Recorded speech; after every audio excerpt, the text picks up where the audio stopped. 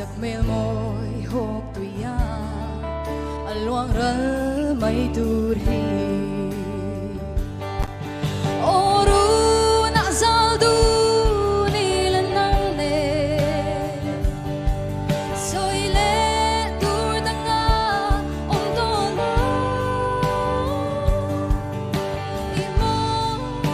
moi te mangai ina hia ram riya kham thei lo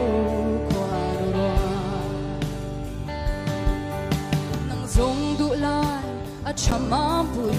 tây tir chaleng an tuai thar don tuai du leng it han di ka hlan se sak mel moi o du lai du loat phang che hiano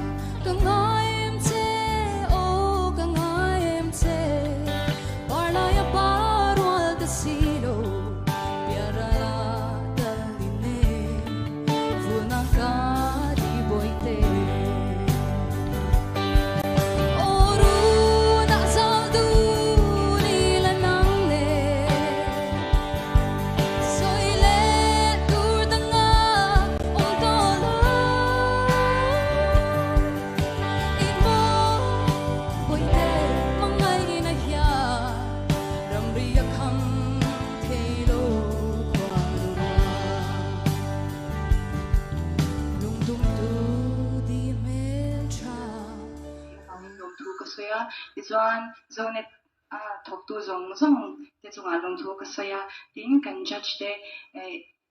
ka theina te min ho fia thiam saka top 5 min hang kai theya an chunga long thu ka sai mol mal bokani chuanin ka tong rang thiam lo ka ngai mi do she thiam ula ka ngai to tok don ta I commenter hi kapa chan pa I te changa in chan cha ani to a chu I pasiama ania kan kom thak lo ka oma ani hi zailama min tuipui me ma rimoi lama min tuipui me ma tin I mizo idol ka tel don te ka shil pon ama ha ka han bel to pa I halamin than pui la tin I ani in ka orange te ashitsianga karingama tin karin angein arin kyak boka chunga lom thu ka soi mol mol boka ni chuanin ka thu kwa in lama mi soi masa ila ka pi ka pu ka ule ka naw I khatam takhe kan ule pa te nen kan ran jin sana I in lama hi chuanin ti tur de tam ve ang renga chuan ka u ka theng sil ai zong zong lo sil tu ka chunga lom thu ka soi mol mol boka ni chuanin ani hi inama banglawin min chong jai saka te to min swa puya I abi le ka pu te pokum upa to ania amaro chu I an the ang to kin I te to min swa puya min chong jai puya an chunga long thu ka sei mol mo pokatin kanu le ka pa hi I an chunga long thu ka sei du poka helai ka din lai hian I ani hi sum le pa ya poni se hun le ta poni se le kan e zon na te kalsanin I helai mona min chul puya an chunga long thu ka sei du poka ni chu chuanin le tlang puya changin ai zona kan ron pheya zona ma ka chung e kan chung te ina kan ron in ngata chuanin I le tlang lung le chang chuanin ai zo thi ron jin na chan tur em lo chuan in kan ron kal khada kan ron mi khwal ang reng ani mar chu zo nuam veng mi puite le veng shwai tu ten mi khwal lo takin I tlang ne takin kan om theinan min lo dong songa tin I thil pe tu chang min pe a an chunga lom thu ka soi hol mala ai zo ka ron pe hi chuan zo nuam mi chu ka veng ke ti vengam to in ka ring ti chuan zo tlang mi puite le zo tlang ko tlang shwai tu te an chunga lom thu ka soi boka I ral khata changin thei to min chwa puya I aveng mi puite bo thei to ke ai hian an no chang thina kein tha sung le ding thina ni chu amar chu an hul lu te min sen saka ti chuan mun shang shanga min lo chang tu te thei to min chwa pui tu te le soi sen na tam takara po kalam chang thata I an ngawin sum thei lo thina ka shakhiam to mar chu in hul lu senga vô chung chang te po ni ta sela tin kha than chung chang te po than mi min lo ngai pui thei me ma kami an than hem ngai na thil lung kha ka sia thiam saka amar chu an la than zong te kha ka sak thei lawa kha khan min ngai dam sela amar chu kata na in than hem ngai na thil lung kha ka mu thiam ani ti min sia sak ula long thu ka sei bok ani chu ti chuan in ni hei la pwa ka la sak te